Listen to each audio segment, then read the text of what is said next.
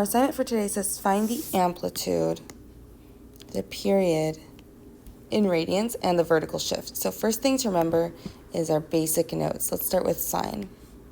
The amplitude is a number found out in front. It can be positive, a positive number in front, or a negative in front, but the amplitude is always just the number without the sign. So our amplitude will be A. Then you may have a B inside with the X. That'll affect your period. And then at the very end, plus C. That's your vertical shift. So go ahead and write this down.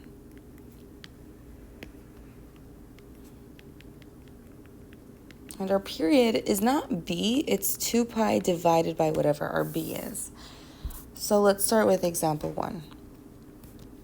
Notice first we have an amplitude of 4. Our period, so in front of our theta, that's a 1 there. That means that our period is going to be 2 pi over 1, which is just 2 pi, so it's a normal period length. And then this has a vertical shift of 0 since there is no number at the end. That means that we're going to graph our sine curve from the original midline, so it's not shifted up and down. Then we're going to make sure it starts at the origin, and it goes all the way to 2 pi, because that's what the period was.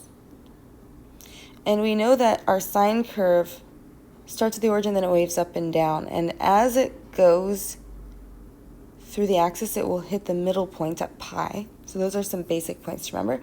And then amplitude is how high it goes. So we know that between 0 and pi, it hits exactly midway. It hits its maximum height of 4.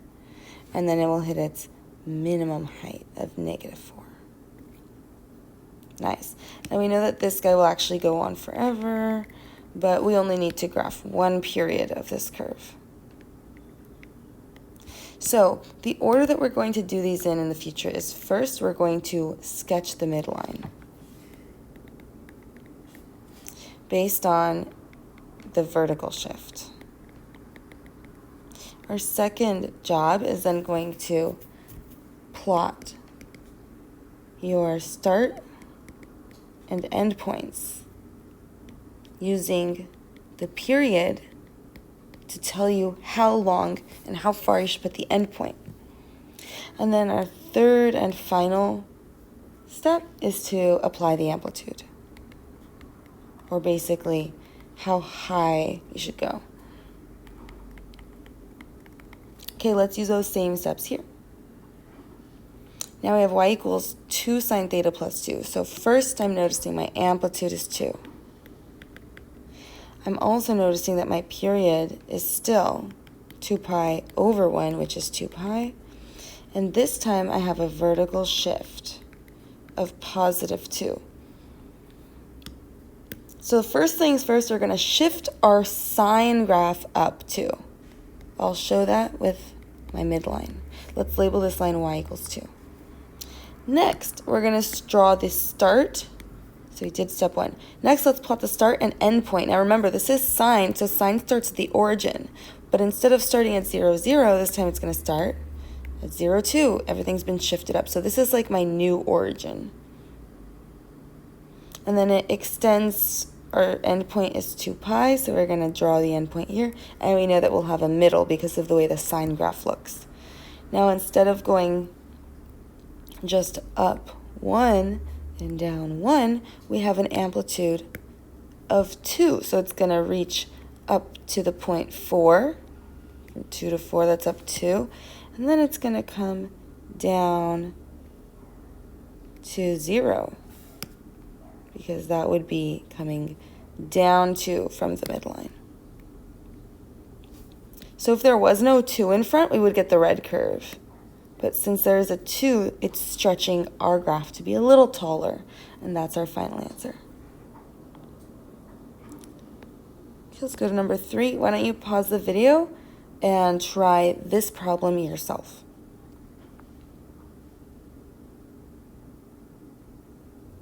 Okay, I hope you had a chance to pause the video. The first thing you should have done is move the -1 to the end so that we get 3 sine theta minus 1. And now we see it in our regular format. So we have an amplitude of 3, a period of 2 pi divided by 1, which is still 2 pi, and a vertical shift equal to -1. When you graphed it, your vertical shift would take you down here. We know that sine starts at the origin or at 0, 1. We know that sine curve begins at the origin, so that means it would actually start at our new midline. And since the period hasn't been affected, we're going to draw the endpoint there and the midpoint here. Since our amplitude is 3, how high should our graph go? Well, since we're starting at -1, it's going to reach up to 2. And how low should our graph go? Since we're starting at -1, it should reach -4. And it will do that right in the middle. Don't go straight down to the -4. It has to be symmetrical. So your midpoint would be 3 pi over 2. That's what reaches -4. And we're done. Okay, taking a quick pause before we do 4, 5, and 6, try this challenge problem.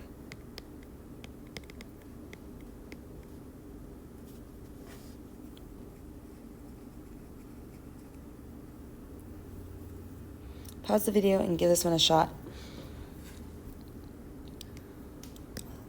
So there are 2 things different that this problem has that we haven't done in any of the previous problems. The first thing, notice that we actually have a change in our period. So our period is 2 pi over 2 this time. Remember, it's 2 pi over b. This is our b, so it's 2 pi over 2, meaning our period is just pi. So that's a shortened period. Instead of our graph extending like normal, it's going to actually do its entire cycle in half the amount of space. So that's a period of just pi instead of 2 pi. That means if I were to graph all the way to 2 pi, 2 of them would fit there. So that's what it means when we affect the period of the graph. Also, notice the amplitude is 2, but we have a negative in front, so therefore our graph is flipped. Here's what our graph would look like. Oh, and notice there's also a vertical shift of 0 because there is no number at the end. So our midline is here, like normal.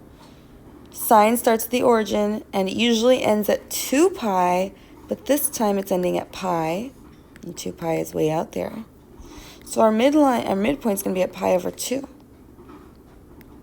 Our max and min are going to occur at pi over 4 and 3 pi over 4. And instead of going up to 2 and then down to -2, our graph is going to go down first and then up. Why? Because it's been flipped because of that negative in the front. So hopefully you got to see how we can manipulate our curves when we have a negative a in front and when we have a period change. All right, let's graph some cosine. So remember the cosine graph. It doesn't start at the origin. It starts at 0, 1. So that's going to affect our shape. Stop texting right now. Please. Stop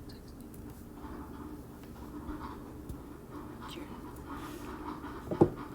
Okay, so we have a vertical shift of 0,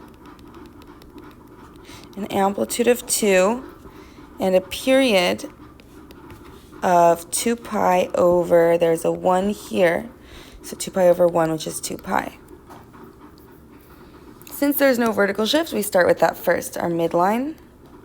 By the way, I'm using the same steps we did earlier, so if you didn't write them down, pause the video and write down 1, 2, 3 so that you can see what I'm doing and what steps I'm using. So first we're going to sketch the midline using the vertical shift. Then we'll plot the start and end point using the period, and finally we'll draw the shape, going as high or as low as the amplitude says. Okay, so there's our midline because there's been no vertical shift. It's a vertical shift of 0. Now we're going to plot our starting and ending points, but careful. Normally, our cosine curve would start at 0, 1. Okay, but definitely not at the origin. Okay, not here. That's the sine graph. Cosine starts at 0, 1, and then remember it makes a U shape, and it would normally dip down and then extend to 2 pi. So it would normally look like this.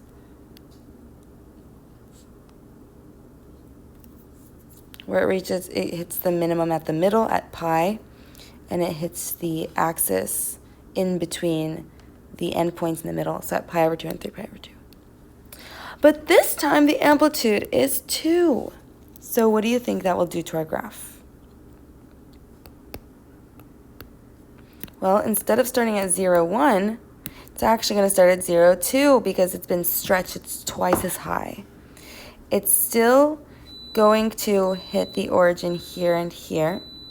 And it's going to reach its end point exactly where it started, but 2 pi away. So at 2 pi comma 2. And then it's going to reach its minimum exactly halfway, so at pi, but down here at -2. And so the graph will look like this. Same U curve, but it's stretched twice as tall without any other shifts. So if the graph had just said cosine theta instead of 2 cosine theta, it would have looked like that, reaching its max at 1 and its min at -1. But because of the 2, it reached its max at 2 and its min at -2. All right, let's try number 5. Cosine theta minus 1. Okay, so step 1, we're going to apply the midline. So where's our new midline? We have a vertical shift of -1, so our midline's at -1. Draw it.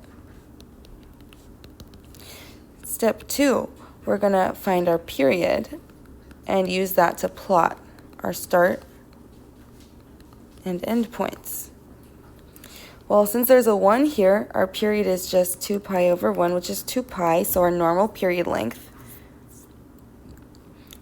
And to plot our start and end points for cosine, we need to take into account the amplitude. Our amplitude is 1, so instead of starting at 0, 1, or rather 1 unit above the midline, that would be where it would normally start. Actually, that is what we're going to do. We're going to start exactly 1 point above the midline. We're going to end 1 point above the midline. And then we're going to draw our U shape. We know that we're going to hit our min 1 point below the midline, so at -2, because of the shift, it brings us down. And then we know that we would hit our midline, or our new x-axis, if you will, at pi over 2 and at 3 pi over 2. And we're done. Okay, so that was a curve that just was shifted down 1. Let me make a small change, see if you can figure out how the graph would be affected. What would my graph do if I put a 3 in front? Where would I actually start my graph if there was a 3 in front? So not at 3, not at 0, 3, because remember, you want it to be 3. 3 is the height from the midpoint, or the midline. So it would actually start at 0, 2, and it would go 3 down. So 1, 2, 3, and it would hit a minimum of 0, negative, or of pi -4. So that way it has a height of +3 and down 3. And then it would end at 2 pi, 2, which is 1, 2, 3 points, again, above the midline. Last problem of the day, and then you'll have a brief Desmos activity. Try this one yourself. So pause the video right here.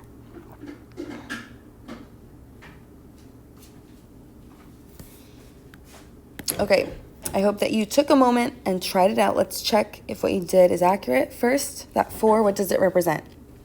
It's out in front, so it's going to be our amplitude. So we're going to have a height of 4.